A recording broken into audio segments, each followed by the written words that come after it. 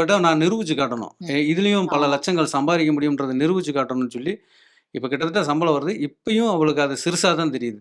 இப்போ ரூ. 1,00,000 சம்பளம் வந்தாலும், என்ன அப்படின்னு பெருசா ஆமாமா. ஜஸ்ட் ஸ்டார்ட் பண்றதுக்கு முன்னாடி பெயிண்டிங் ஸ்டிக்கர் கடையில வேலை பார்த்துட்டு இருந்தீங்க. ஆமா. அதுதான் ஆரம்ப காலகட்ட வேலையா இல்ல அதுக்கு முன்னாடி வேற இல்ல நான் வந்து பாத்தீங்கன்னா நெறைய வேலைகள் சொல்லிட்டே போலாம். நான் வந்து ஃபர்ஸ்ட் இந்த பைண்டிங் இதெல்லாம் பண்ணிக்கிருந்தேன் பாருங்க. அப்புறமா நான் பெயிண்டிங் வேலைக்கு மறுபடியும் போய் ஹவுஸ் பெயிண்டிங் இல்ல. ஓகே.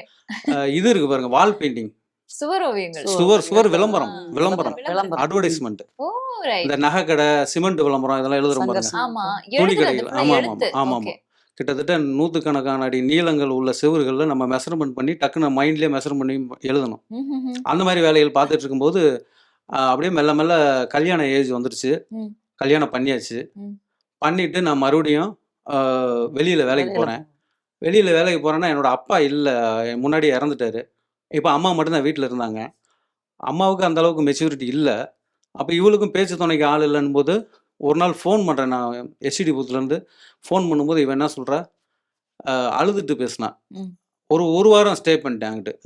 எனக்கு இங்கே யாருமே பேச்சு துணைக்கு யாருமே இல்லை, பேசாமல் 10 ரூபா வருமானம் வந்தாலும் இங்கே வந்து சம்பாதிங்க அப்படின்ற மாதிரி சொன்னான். சொன்ன செகண்டில் நான் வேலை செஞ்ச காசை கூட வாங்காமல் அப்படியே பஸ் ஏறி வந்துட்டேன்.